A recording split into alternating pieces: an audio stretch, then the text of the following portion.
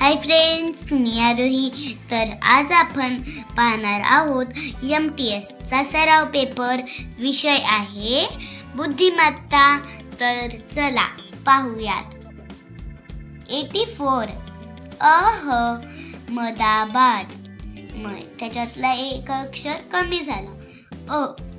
अहमदाबाद. आता ह कमी झाला. मदाबाद. आता म कमी झाला. दाबाद. काय येईल मग? Option number 3.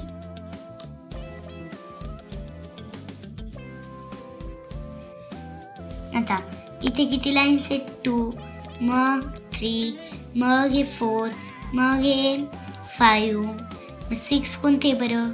1 2 3 4 5. 1 2 3 4 5 6 7 8. 1 2 3 4 5 6. 1 2 3 4 5 6 7. कोणती? 2 नंबरची. या महात्मा या शब्दात फक्त 2 वेळा आलेले अक्षर कोणते? M1 2 यम आला. याला का बरं? 1 2 3 वेळा आलाय. H1 आणि T पण 1. मग काय येईल आन्सर? M1 number. आता पुढे खालीलपैकी सजीव कोण? झाड. झाड. बाकी सगळे काय? निर्जीव. निर्जीव. गटात न बसणारे वाहन कोणते? ऑप्शन नंबर 4, कारण की ते पाण्यावरती चालतं. दिलेल्या इंग्रजी अक्षर मालिकेत पर्यायापैकी कोणते अक्षर त्याच्या योग्य क्रमाने येणार नाही? Q. MNO. Q. कसं काय Q? MNOP. Q होता इथे. R आला पण त्याच्या जागेवर. बरोबर. आता हा ट्रायंगल अर्धा रंगवला. मग हा अर्धा रंगवायचा आपल्याला. कोणता? Option number 4. नाही. 4 नाही. 2. Option number 2. 2. 91 अंकमालिका. या अंकमालिकेत सर्वात जास्त वेळा आलेला अंक कोणता आहे? 3 1 2 3. 3 वेळा. 4 1 2 3. 3 वेळा. 6 1 2 आणि 2 6 वेळा. 1 2 3 4 5 6. Option number 2. 4 नंबर. मे महिन्याच्या 1 तारखेला मंगळवार असल्यास त्या महिन्यात किती मंगळवार येतील? 5. येतील बरं. कसे काढायचे पण ते? कसे काढले तू? 5. 1 + 7 = 8. असंच सगळ्या अंकांमध्ये आन्सर येईल. त्याच्यात 7 मिळवायचा.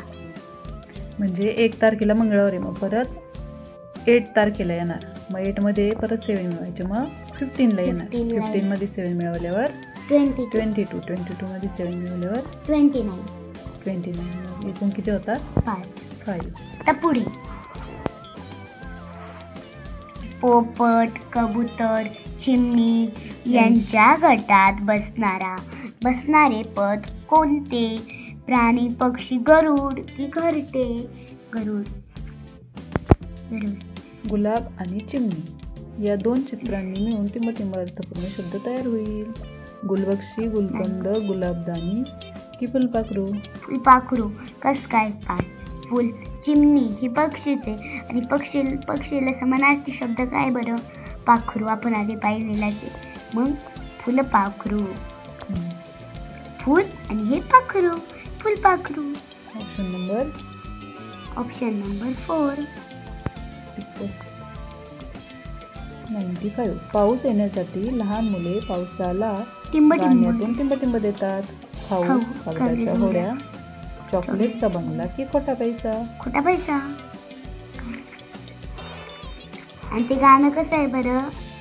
एरे एरे पावसा तुला देतो पैसा, पैसा झाला खोटा, पाऊस आला मोठा. 96. खालील आकृतीचे पाण्यातील प्रतिबिंब कोणते? कोणती आकृती दिलेली बघ 1 नंबरची. त्याचं पाण्यातील प्रतिबिंब ओळखायचं तुला. पाण्यातील प्रतिबिंब कसं ओळखायचं? कसं ओळखती? हे पा, हे वरचं खाली जाईल, म्हणजे हे असं खाली जाईल. हां, मग तो रंगवलेला सर्कल आहे तो खाली जाईल. मग ऑप्शन नंबर 1. मग हा पण खाली आहे, हा पण खाली आणि हा खाली पण आतमध्ये आहे. मग हाच का बरं, हा का बरं नाही? कारण की पा, तो त्याच्या उलट्या बाजूनी. हो, इकडं तो रंगवलेला तो गोल आहे तो वरती लेफ्ट साईडला आहे. मग खाली पण तो लेफ्ट साईडला येईल. आणि हा, हे काय बरं त्याचं? आरशातलं प्रतिबिंब.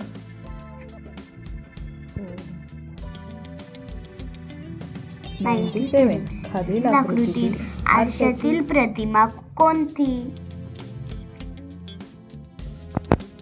आरशातील प्रतिमा.